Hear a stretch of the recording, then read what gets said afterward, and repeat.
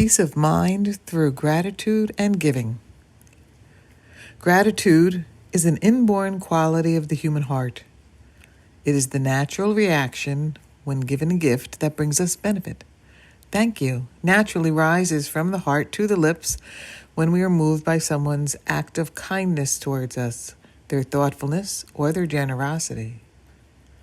In this simple yet profound interaction, we experience a beautiful depth of human relationship. We feel connected to the giver in an intimate and special way. It is, in fact, a taste of the oneness that is the ultimate truth behind all names and forms. Part of the power of gratitude is that it naturally inspires us to be givers.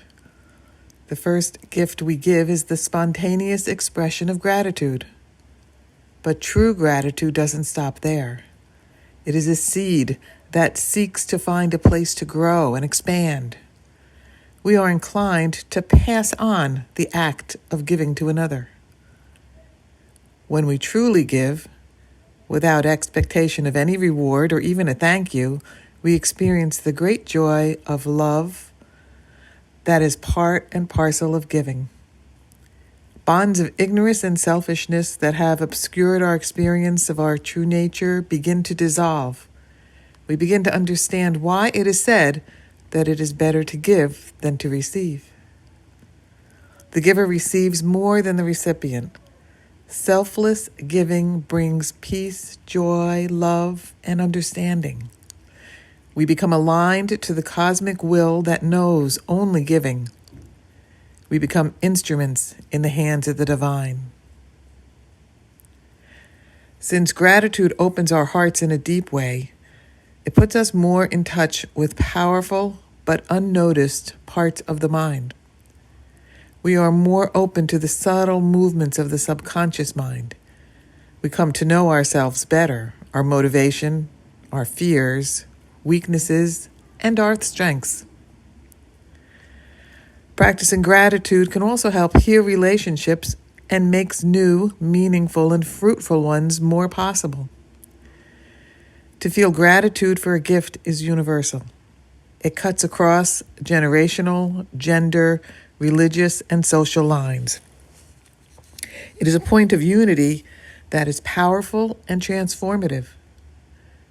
Gratitude is a clear, open vessel through which love and caring flows.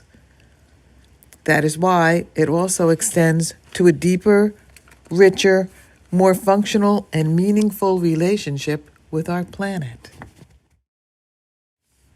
Gratitude and yoga in action. Lead a sacrificial life. To sacrifice means to bring wholeness, holiness, and harmony. We can all give to others in our family, our circle of friends, to our coworkers, to the company pays our wages, to the planet. We can dedicate our energy in the form of prayers for peace and healing, for supporting what we see as good. We can volunteer time to organizations that exist for the betterment of others. We can donate some of our income to those organizations as well.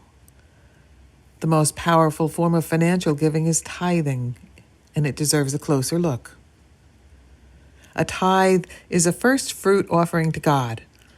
That means that before we acknowledge anything or anyone else, pay any bills, or make any purchases, our gratitude is expressed to God through regular financial offerings to a spiritual or religious organization. Tithing is the recognition that all that we have, enjoy, and benefit from come from one source. Our material wealth, home, partner, friends, children, and family are given to us as gifts. Even our bodies and our minds are gifts from the Absolute. The only proper response to being given a gift is gratitude expressed to the giver. Tithing is different than a donation to a charity, which is a wonderful act and considered as essential to spiritual growth. But tithing to a spiritual organization is a practice of Ishwara Pranidhana, putting the highest first, putting our lives in harmony with the source of life and the divine will that animates everything. Certainly, tithing does help support the organization, society, or sangha that supports your spiritual growth. Since we have received much from that organization, it is appropriate to give back. It is a way to avoid spiritual debt. Tithing is also an incredibly effective and powerful tool for attaining prosperity. Just like it is natural for us to give to someone who has given much to us, it is nature's law that those that give receive. There are many, many stories of people who have salvaged their financial lives through tithing. But it can't be done with the thought of manipulating God's laws. The intent is simply to give out of love and gratitude. Giving is a one-way street. The amount of tithe was traditionally 10% of gross income. The word tithe literally means 1/10. But it need not be so. The idea is that the amount should not be given from excess. Though that will certainly still benefit the recipient, it does not bring the same benefits to us. It isn't easy to choose to make a regular contribution that doesn't have an immediate, visible return. Tithing should not be an unreasonable or oppressive process. Instead, it is meant to encourage a certain degree of sacrifice and reflection. Tithing challenges us to examine and assess our priorities and decisions. We take the opportunity to examine our lives, what's necessary, what's not, and what seems to be somewhere in the middle. We simplify our lives, shedding that which is unnecessary and burdensome. Doing with a little less is a great way to practice the renunciation of selfishness and craving that is necessary to attain self-realization. In tithing, we are participating in the sacrificial process that is at the core of all life. God sacrifices oneness in order to create. The Mother Nature sacrifices its food, wood, stone, and all other resources for us. Parents sacrifice for the sake of their children. The sun sacrifices its warmth and light so that we can live. Sacrifice is the law of life. Tithing puts us in closer harmony with that law and thereby brings incredible benefit. Let's reflect on this story, one of Gurudev Sachidananda's favorites. A great and holy sage, well known for his powerful performance of sacrificial rituals, had just finished performing a homa, a fire ceremony. Soon afterward, a mongoose came scampering up to the cool ashes. What immediately struck the sage was that the mongoose's fur was half brown and half the most startling gold. The mongoose eagerly rolled himself in the ashes and got up to leave, looking very disappointed. The sage, intrigued by this, asked the tiny animal what he was doing and how did he come to have such unusual and striking golden fur over half his body. "Well, sir, I've been traveling so many years looking to turn all my fur gold. Years ago, I wandered into a tiny shack looking for something to eat. I saw on the floor an entire family that had died.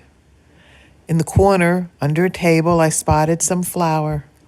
It was too little to eat, but I thought I could roll in it and get some relief from the itching of my flea bites. To my surprise, wherever the flour touched my fur, it turned to gold. I knew that something special had happened here. I was uplifted by that and became obsessed to find something somewhere else that would turn all my fur golden. Oh, my tiny friend, I know the little shack, the people who lived there, and what happened. It was the home of a righteous, loving family. It was the time of a great famine. Hunger and poverty were everywhere. The family was near dying of starvation when the father found a bit of day labor and earned just enough money to buy flour for 4 rotis, little flatbreads, 1 for each member of the family. The mother lovingly made the 4 rotis, but before they sat down to eat, they dutifully observed the tradition of looking outside their home to see if anyone was coming by who needed something to eat. They spotted a sadhu, a wandering holy man, and asked if he was hungry. "Yes, kind sir, I am." The mother lovingly offered the sadhu a roti. When he was done, the mother asked if he was still hungry. "Yes, I am."